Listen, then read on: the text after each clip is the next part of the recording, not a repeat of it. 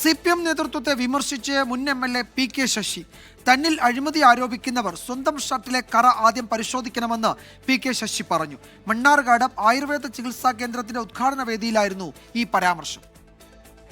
മാലിന്യക്കൂമ്പാരത്തിൽ കഴുത്തോളം മുട്ടത്തിൽ മുങ്ങി നിന്ന് കരക്ക് നിൽക്കുന്നവരാണ് കുപ്പായി ഒരു കറുത്ത കുത്തിനകത്ത് കടിക്കുന്നത് എന്ന് പറയുന്നത് മ്ലേച്ഛതരമാണെന്ന് മാത്രമേ ഞാൻ പറയാതെ. അതേസമയം ഇതെല്ലാം തന്നെ സാമൂഹ്യമായ നല്ല സോഷ്യൽ ഓഡിറ്റിംഗിലേക്കോ ഇത്തരം പ്രവർത്തനങ്ങളെല്ലാം അതിനകത്ത് കുഴപ്പങ്ങളുണ്ടെന്ന് കണ്ടുപിടിക്കുകയും ചെയ്യണം. ഒരു സംശയവുമില്ല. മറ്റൊരു കാര്യത്തിലേക്കും ഞാനിപ്പോ കടക്കാൻ ആഗ്രഹിക്കുന്നില്ല. ഒറ്റ കാര്യം മാത്രം ഞാൻ പറയും.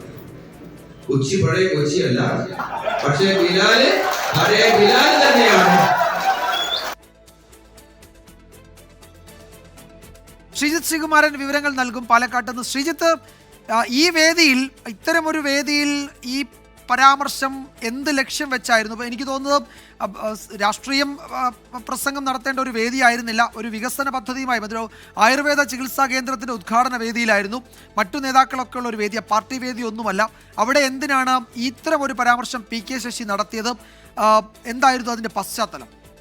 വിജയകുമാർ, ഇത് കുറച്ചു ദിവസമായി മണ്ണാർക്കാട് മേഖലയിൽ പാലക്കാട് CPM-നെ ഏതാണ്ട് പ്രതിരോധത്തിലാക്കുന്ന തരത്തിലുള്ള വിമർശനങ്ങൾ ഉയർന്നു വന്ന ഒരു പരിപാടി തന്നെയായിരുന്നു. കാരണം PK ശശി പരിപാടിയിൽ പങ്കെടുക്കുന്നു എന്ന് പറയുന്നു.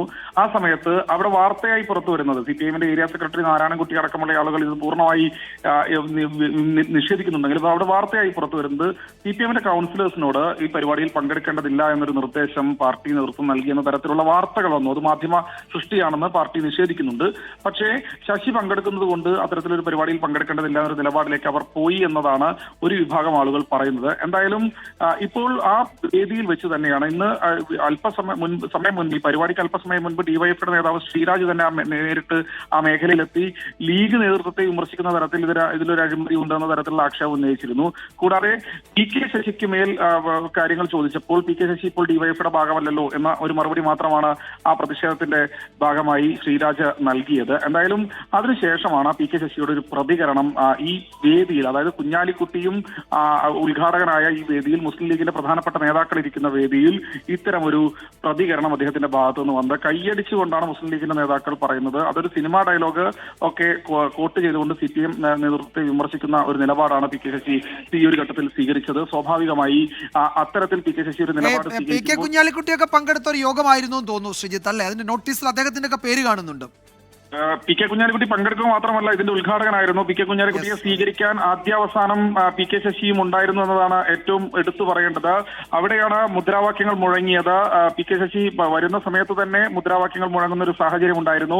PK ശശിയെ അനുകൂലിക്കുന്ന വലിയൊരു വിഭാഗം ആളുകൾ ഈ പരിപാടിയിൽ പങ്കെടുത്തു ആദ്യാവസാനം. എന്തായാലും ഇതിൽ തന്റെ ഷർട്ടിലെ കറ നോക്കുന്ന ആളുകൾ മറ്റ് മാലിന്യ കൂമ്പാരത്തിൽ നിന്നാണ് ഇത്തരത്തിലുള്ള വിമർശനം, കഴുത്തറ്റ മാലിന്യ കൂമ്പാരത്തിൽ നിന്നാണ് വിമർശനം നടത്തുന്നത് എന്നതാണ് PK ശശിയുടെ വിമർശനമുള്ളത്.